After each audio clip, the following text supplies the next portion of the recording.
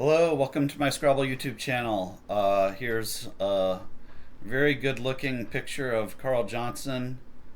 I guess this is probably when he was a little bit younger.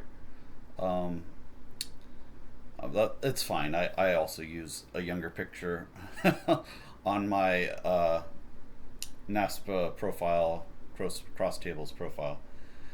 But yeah, maybe I should update that. Hopefully my hair is fixed here. Uh, yeah, I know it was a little bit messy on my first video. Sorry about that. Um, what to say about Carl Johnson? I know he will be watching this video because I'm going to send it to him. We had a good conversation because we were both waiting to go to the airport. We had the same flight together, flying back to Denver at 5:30 on yesterday. And one thing he said to me was now he feels that his NWL rating is he's overrated and his WePo rating is underrated. My opinion on this type of stuff is that you should always just go by whichever rating is higher, and that is probably what you should use for the player's true rating. Um, I have some logic to that. So my opinion is that his strength is more towards 2061, not 1944.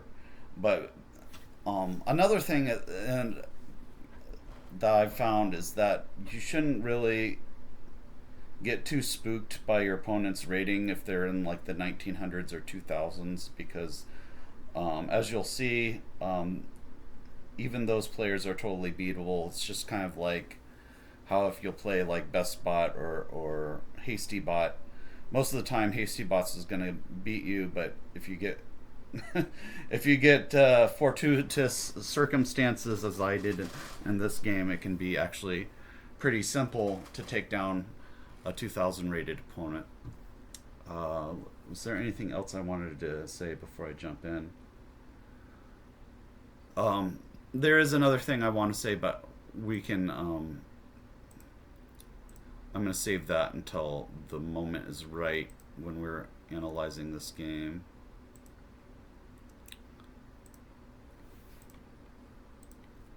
I go first in this game.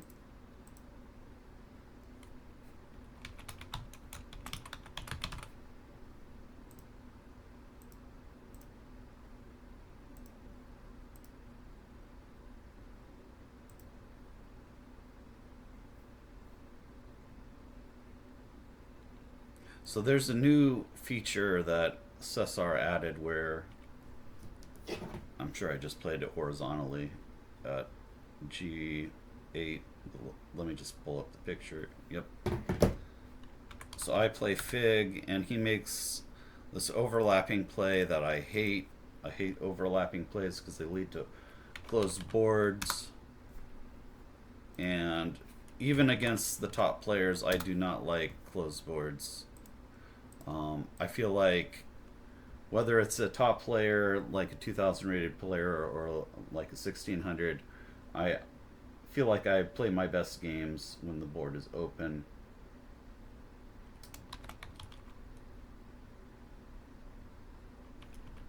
I did kind of skip my first rack, but I'm pretty sure I didn't have a bingo, so I think Fig was fine. So this is my second rack. This is kind of a more interesting rack. Just out of curiosity.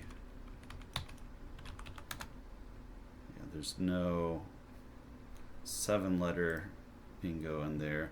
And there's not going to be an 8-letter because there's no floaters.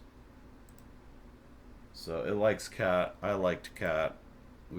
So I played cat. And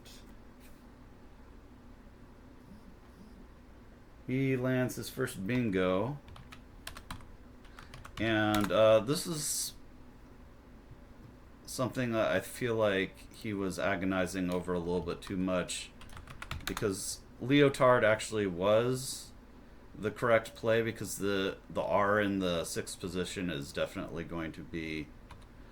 You both have. Yeah, even you can see by equity, it's even saying that you should play.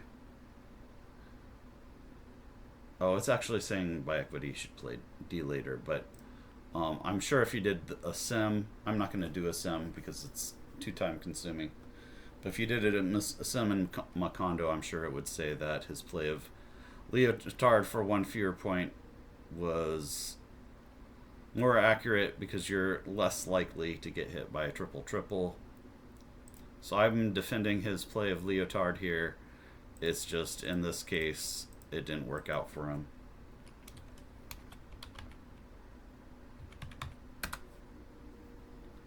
So misadded comes down, and now I'm in a very good position.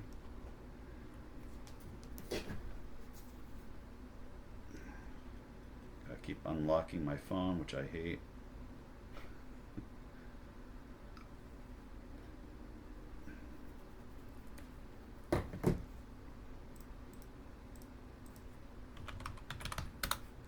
He plays roofie. I'm not sure if this was the right play of roofie. I'd have to know what his other tile was. Upborn I did not see. Have I seen this play before of upborn? No. So that's just a word I did not know.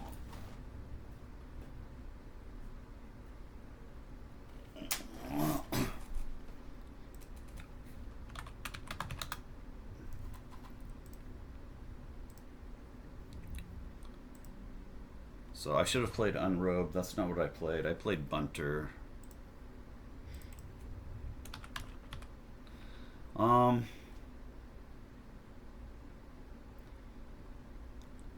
don't know. I think Unrobe is better, but maybe not.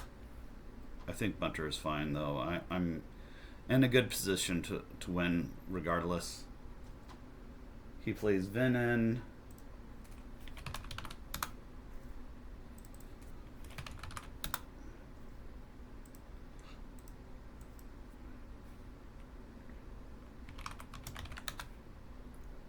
Okay, I did not see Dystopia.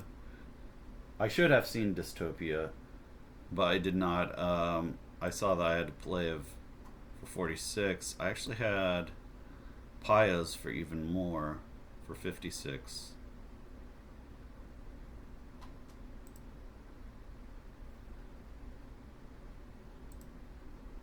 So if I was going to play Yaz, I should have played Payas.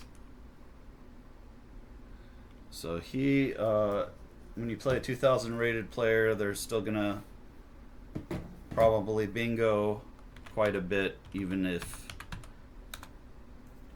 playing the bingo is still not gonna catch them up by a whole lot. But now I'm feeling a little bit of pressure because I can see he's starting to come back after regional, and that was probably why I made the mistake I did of here.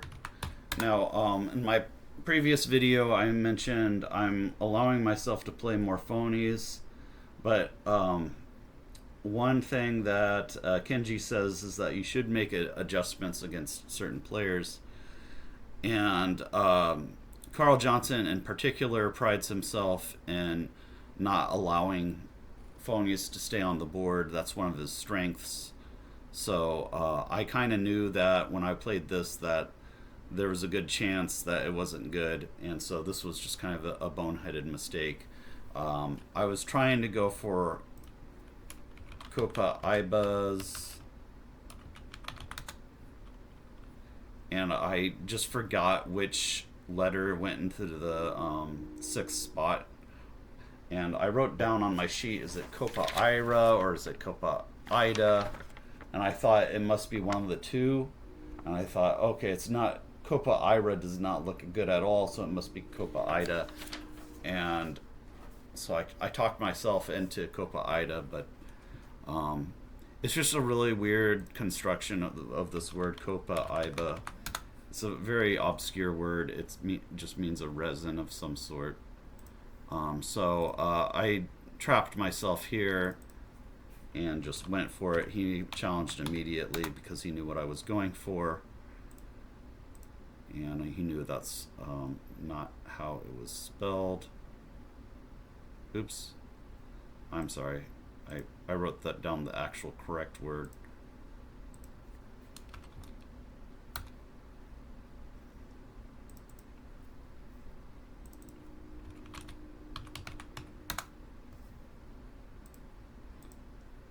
Okay, so I lost a turn here. So now I'm like, okay, am I just gonna lose this game now? This is what was going through my head.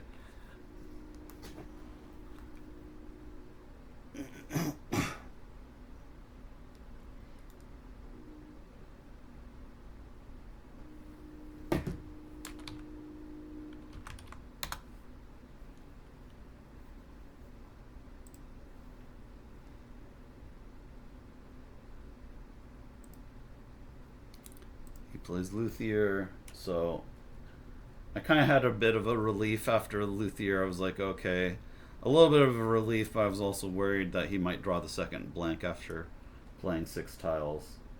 So I still have the same rack here.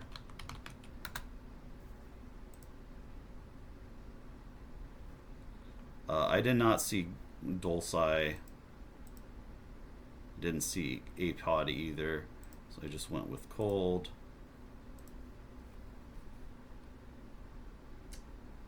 And here, I think he kept the J when he played Luthier, and setting up this big spot here, which he lands, and then he's briefly ahead by 9 points, which didn't feel good for me, but I still have chances because I managed to draw the other blank fortuitously, and sometimes you don't get punished for playing phonies, and this was one of those times. I missed Apomixis. That would have been a fun play to land.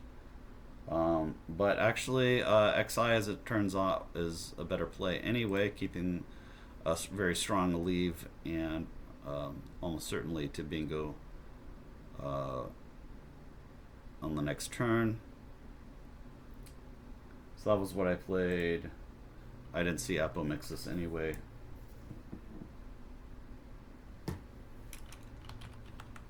Carl responds with Wardy. And here I had a fun rack. It was an interesting decision. I did see Zoysia, and it was just too many points to play something else, even though I really didn't like GP blank. And I was concerned about him having the... Oh, yeah, I guess there weren't any more S's, so... Oh, okay, there was one S. I was concerned that he might have the last S. Actually, I had the S on my... Or wait, no, I didn't. Okay, I drew the last S after Zoysia, so I was concerned that he'd have the last S, but I ended up drawing it, so that was good. He made this kind of really kind of... That's what these 2,000 rated players do, is they'll make these really smart setup plays. So I didn't really understand what he was doing here.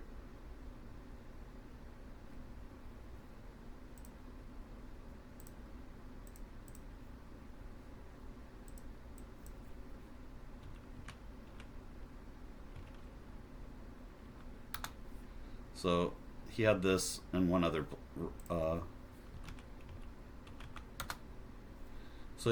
I did not see the setup that he was doing. I think a stronger player would definitely have seen this play. But otter is a word, but also hotter is a word, and I just did not realize he was setting himself up.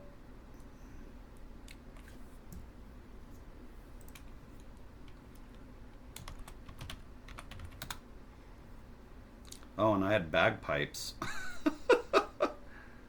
Oh, I messed so many bingos this game. It's terrible. All right. Yeah, but sometimes you don't get punished I just played Gasp here, burning my blank. He plays, for some reason this was enough.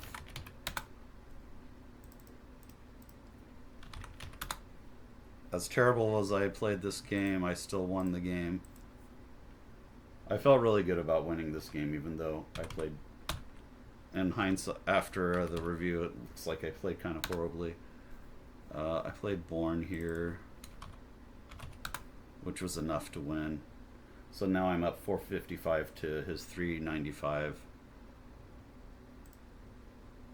He plays Wast.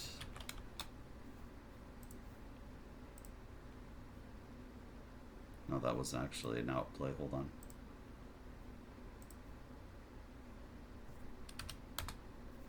So there should be a new thing where I can just play like that. I played Op for 27.